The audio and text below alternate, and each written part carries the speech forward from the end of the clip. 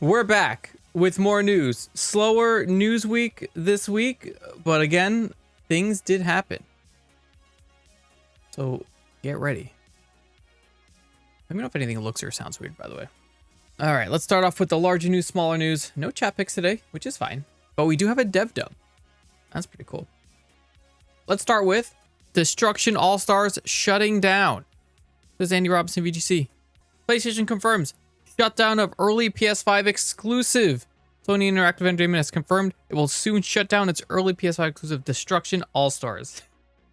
The car combat title was developed by British studio Lucid Games and released in 2021 and received mixed reviews. On Tuesday, PlayStation announced that the game has been removed from sale alongside its virtual currency and multiplayer servers have been closed. This is sad. Single player modes will remain accessible though to existing users until November 25th. It said in a message to players, after which only arcade mode single player challenges shall remain playable. However, functionality and player experience may be impacted due to server shutdown. Due to ongoing technical issues, multiplayer services for Destruction All-Stars on PS5 consoles shall remain offline and are no longer available. We appreciate the support and enthusiasm of the Destruction All-Stars community. Originally planned to be a $70 PS5 title launch, but delayed release game came out as $20. Damn. That's another one bites the dust. Kind of the opposite. Next up, Witcher 3 is officially getting DLC like over a decade later. Andy Robinson, VGC. Third expansion, Songs of the Past, will launch in 2027 on PS5, Xbox Series X and S, and PC. Developed by Fool's Theory. Songs of the Past will return players to the role of legendary monster slayer Geralt of Rivia for a brand new adventure when it launches in 2027 on PlayStation 5, Xbox Series X and X, and PC. Co-developing the expansion with Fool's Theory, a team comprising industry veterans who worked on The Witcher 3. Released in late summer 2026, CD Projekt Red said, dispelling expectations that it would reveal the long-rumored expansion in an anniversary live stream later this week. However, in a message on social media, the studio confirmed that it had indeed originally planned to announce Songs of the Past in Thursday's live stream, but a launcher leak moved up its plans. Big reveal. There was... I thought the trailer would be on here. Let me see if I can pull up the teaser. I'm not... It looks like I see an 8-minute video. Whatever. New DLC. Well, anyway, this is exciting. I'm gonna try to... I've never finished Witcher 3, so I might do a new playthrough to coincide when that comes out next year. Next up, Steam Deck pricing. Steam Deck pricing, big Valve Steam Deck gets huge price increase. 1 terabyte OLED model now $950 American dollars. Jordan Midler, VGC. Oh man, this was announced the other day. The 512 gigabyte OLED model is now $789. And then 1 terabyte model will cost $950. So the half terabyte model went up over $200, and the 1 terabyte went up $300. The increase represents a 46% price increase for the 1 terabyte and 43% increase for the half terabyte model. They're now back in stock on Steam after a period of intermittent availability. Oh my god. They addressed the price increases in a short statement post on the Steam community page for the product. Steam Deck itself hasn't changed. These new prices reflect the current state of component cost and other global logistical challenges across the industry as a whole. We'll keep you updated if anything changes. This is crazy. The only thing that's gonna fix this is if nobody buys it. Because if this thing sells out at this price range, the prices are never going down. They're never going down. Because what would be the reason for them to lower prices if people are just going to buy them at the higher prices? Stop buying the stuff. Video games are becoming unaffordable for most people. I hope all the scalpers bought them and wasted their money and nobody... Like, what are they going to sell for? $1,500 for a Steam Deck? The Steam Machine's going to be probably like $1,200. The Steam Machine... There's no way the Steam Machine isn't like $1,200. At this rate, it's going to be at least $1,200. This is crazy. $950 for a handheld? That's like 2 Switch 2s. Almost. That's crazy. Yeah, I get it. It's more powerful than a Switch 2. But still. Come on now. Hey, next up. Modern Warfare 4 officially announced. Tom Regan, VGC. Modern Warfare 4 announced this year's Call of Duty is skipping PS4 and coming to Switch too. And they said that it was pretty easy to port over. Launches globally, Xbox, PlayStation, PC, Nintendo Switch 2 on Friday, October 23rd. That's this year. They announced via Activision livestream. Infinity Ward confirmed that its new gritty and authentic Call of Duty will set in Korea and will also release on Nintendo Switch 2 for the first time. 3 main modes, campaign, multiplayer, DMZ, new technical benchmark for the franchise, but built exclusively for the latest generation consoles and PC. Let's watch a little bit of this. It has the vibes of Modern Warfare 2. 10 mics to your asses better be in formation north of the stadium. Orders are anytime, any place. Sergeant J, keep your scouts in line. We'll skim through a little bit. The new guy is low on rations. They're just yapping. And then shit starts going crazy.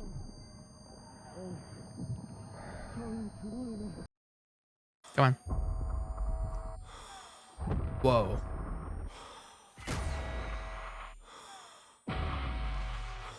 Paratroopers again. That's so cool. It's pretty epic. Going dark.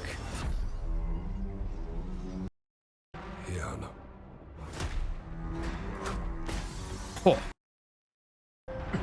I mean, it looks pretty good. As someone who's not the biggest fan of the Black Ops campaigns, like the more recent ones, this looks a little bit more old school, and that's what I like. So we might actually play this one. Having not played. Oh, classic. No more rules. The life is crazy. Anyway, Modern Warfare 4. Exciting stuff. Might be the first COD game I play since like the Modern Warfare 1 reboot. But speaking of Modern Warfare, guess what? They're shutting down Warzone for the older gen consoles. This is Andy Robinson, VGC. They a while ago shut it down, I think, on mobile, and now Warzone is shutting down on last gen PlayStation and Xbox. It will coincide with the launch of Modern Warfare 4's first season of content later this year, Activision announced on Thursday. From June 4th, Call of Duty Warzone will be removed from PS4 and Xbox One storefronts, Activision said, and in-game purchases will stop. Game will remain playable until the release of Modern Warfare 4's first season, with Battle Pass content able to be unlocked. After the release of Season 1, Warzone will no longer be playable on the older consoles. Season 1 begins shortly after Modern Warfare 4's release on October 23rd. Major year of content and seasonal experiences. Warzone will integrate progression and content from the premium game. Huh. Everything's just going down. I mean, it seems pretty soon, because like I'm sure there's still a lot of people playing on the older consoles for how expensive the newer ones are. But it was going to happen eventually. It just seemed a lot sooner than expected. Next up, an Xbox update. Remember, because it's all caps now, even though people are not putting all caps like they should be. Interrupts in VGC. Xbox CEO claims Game Pass price cuts are working, and it's a good first step. In a note to staff published by The Verge, Asha Sharma claimed that last month's price reductions for Game Pass Ultimate and PC Game Pass had resulted in net positive signups for the service. Wow. Growth slowed down and subscriber loss accelerated after the pricing and SKU changes last year. Since our price reduction, we have seen acquisitions grow and retention improve, which is a good first step.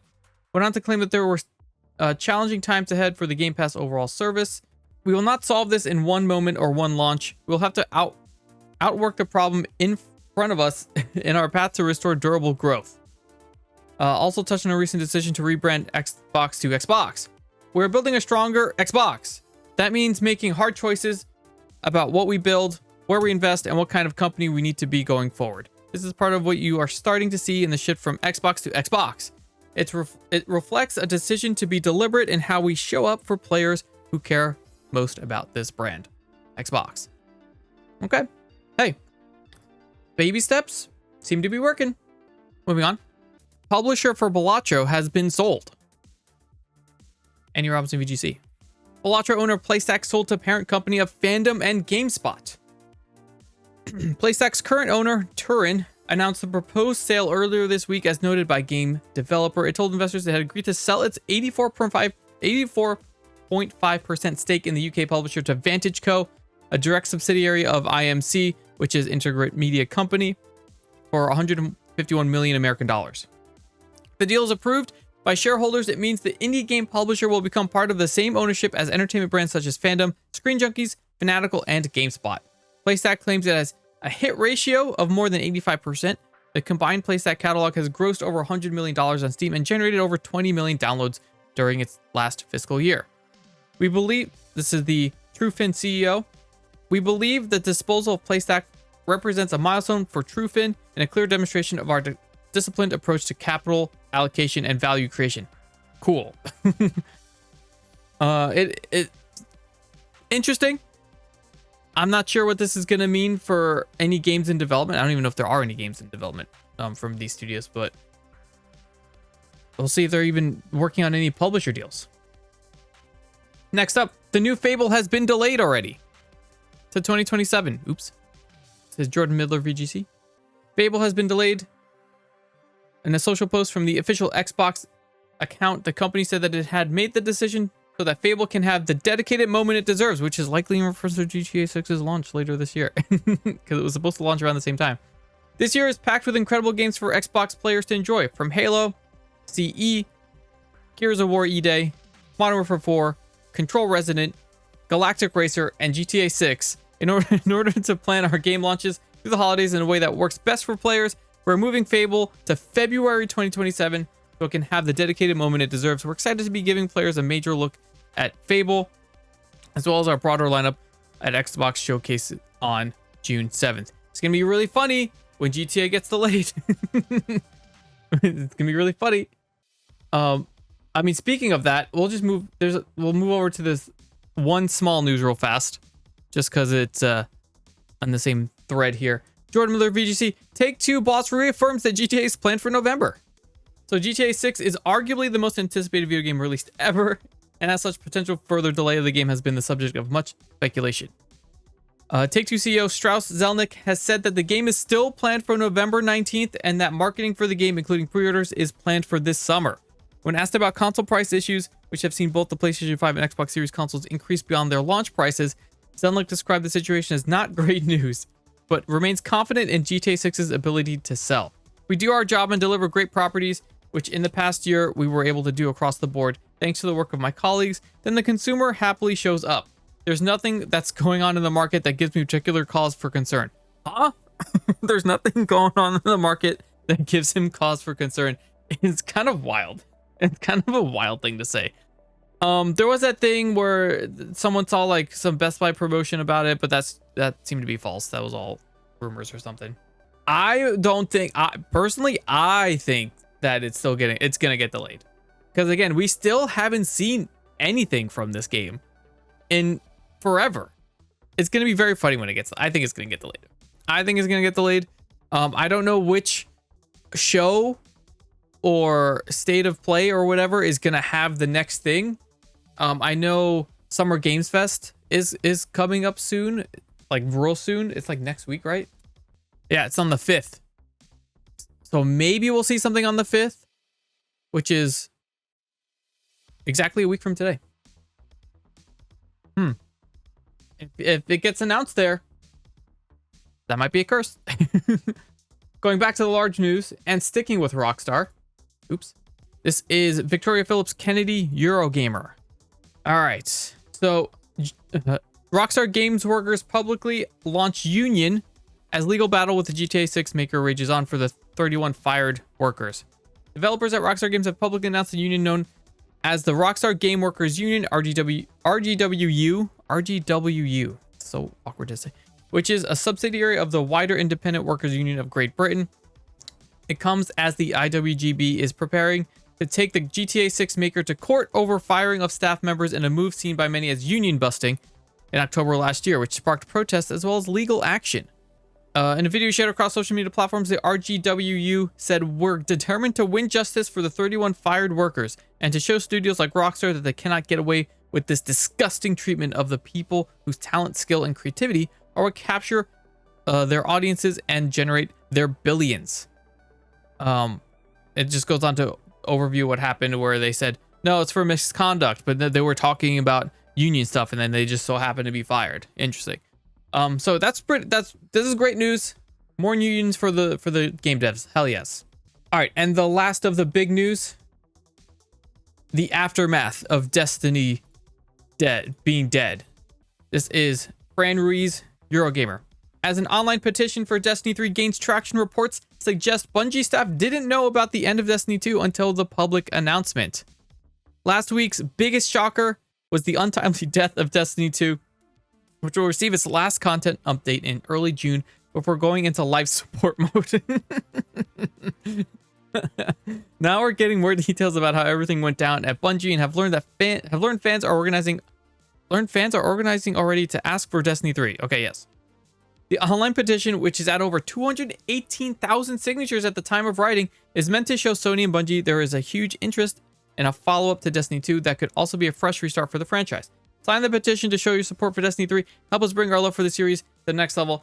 I'm going to pause here and say, I don't think there's any way, looking at the state of the industry and the decisions that all these higher-ups are making, I don't think there's any way that these people at the top of the food chain are looking at this petition and saying, you know what, yeah, we'll do it.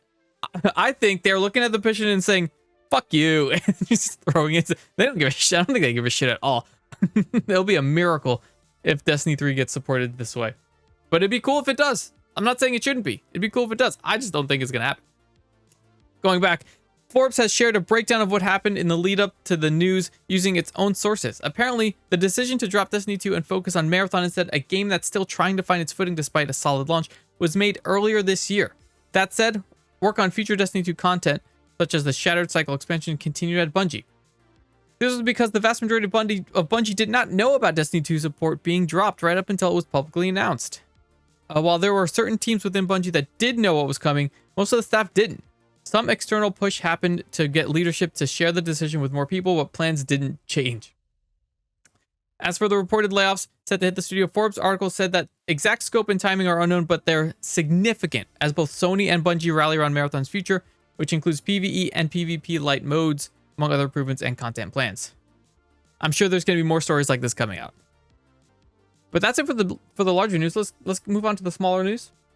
Sega is teasing the new Crazy Taxi with first social media post in 7 years. Jesus Christ. Dread Midler VGC.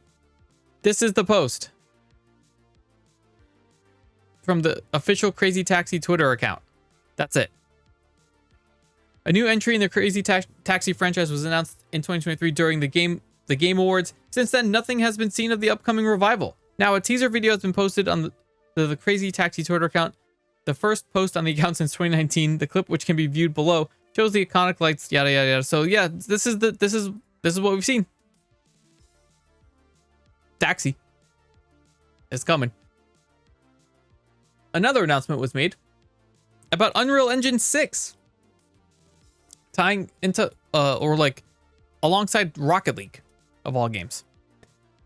Andy Robinson, VGC. Epic announces Unreal Engine 6, which will run the next era of Rocket League.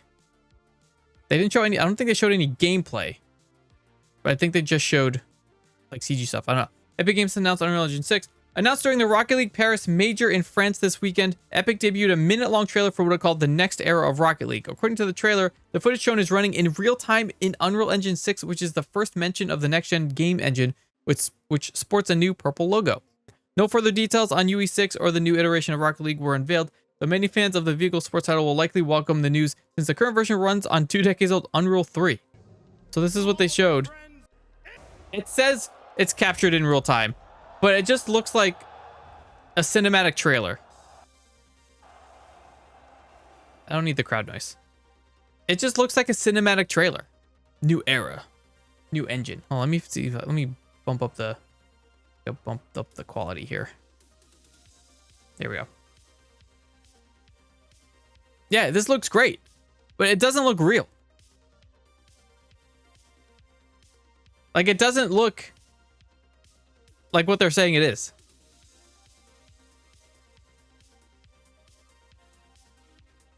Unreal 6. That's all they showed, really. I want to see actual people playing the game in the Unreal Engine. Yeah.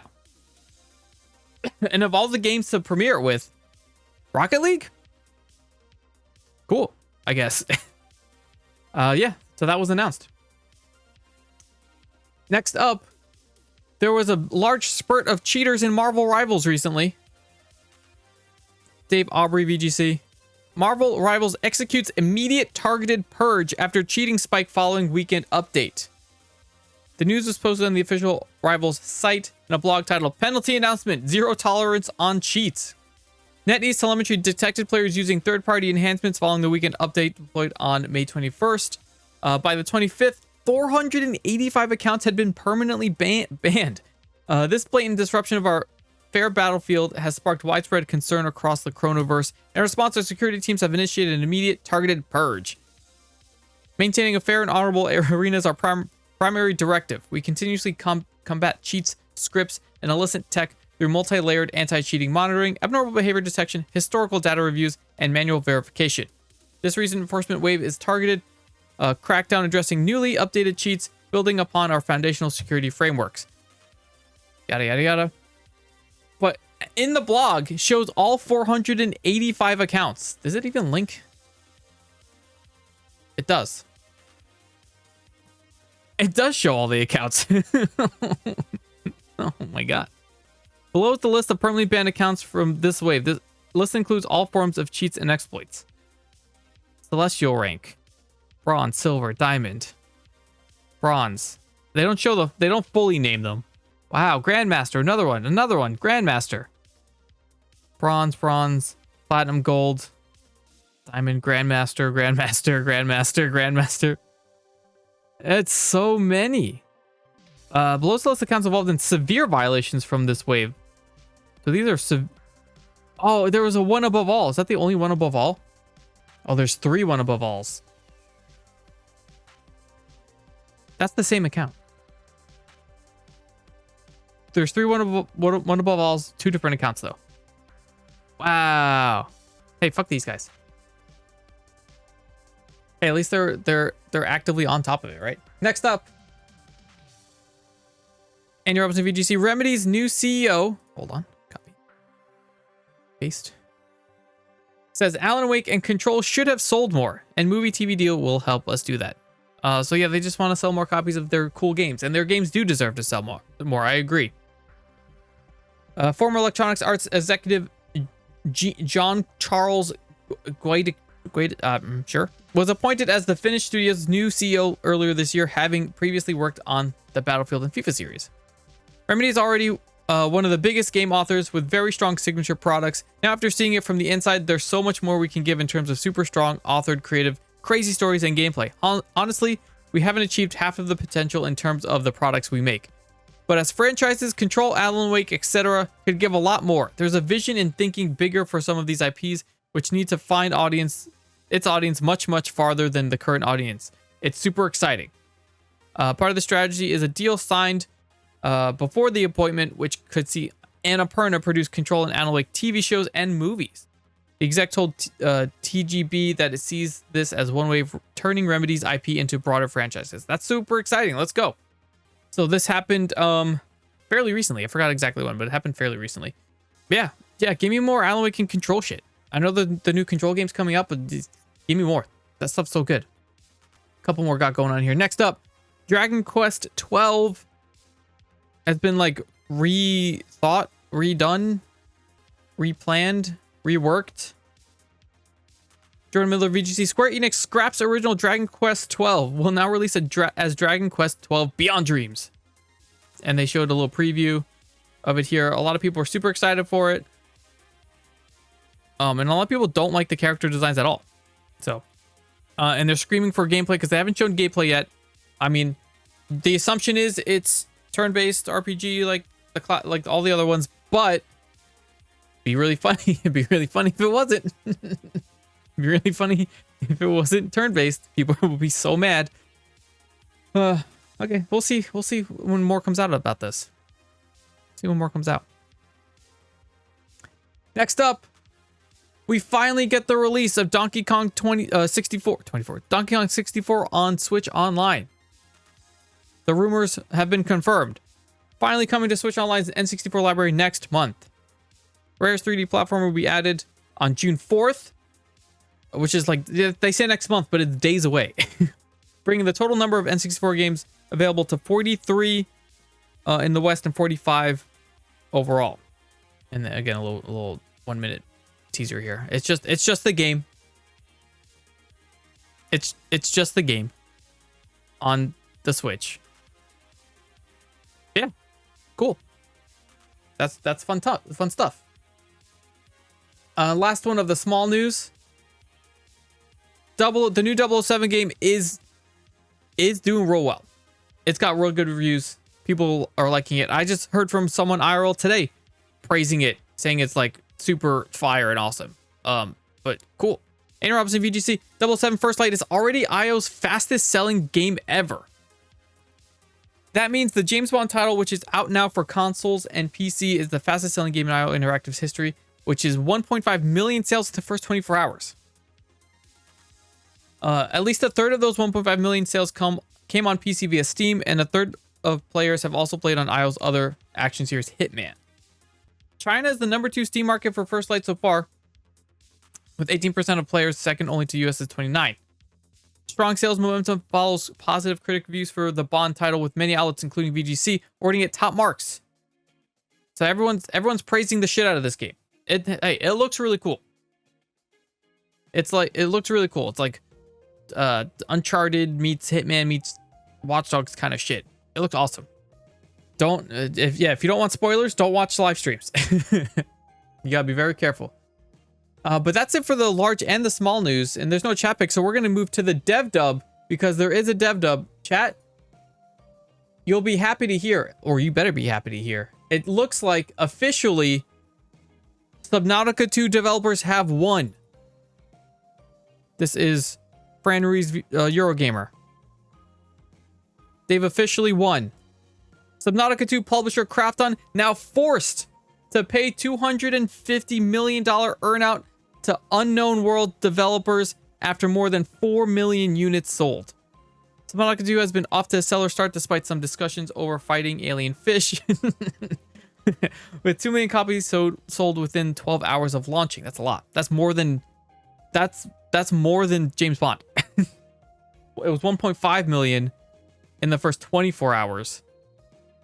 This is 2 million in the first 12 hours. That's crazy. That's actually crazy. Since its May 14th launch, its successes has only become bigger, and now Krafton will be forced to pay developer Unknown Worlds $250 million. And they give you a recap. Now we know for sure Krafton has agreed to pay $3.12 for every dollar up to $250 million, as the studio's revenue has topped the established $69.8 million per month mark.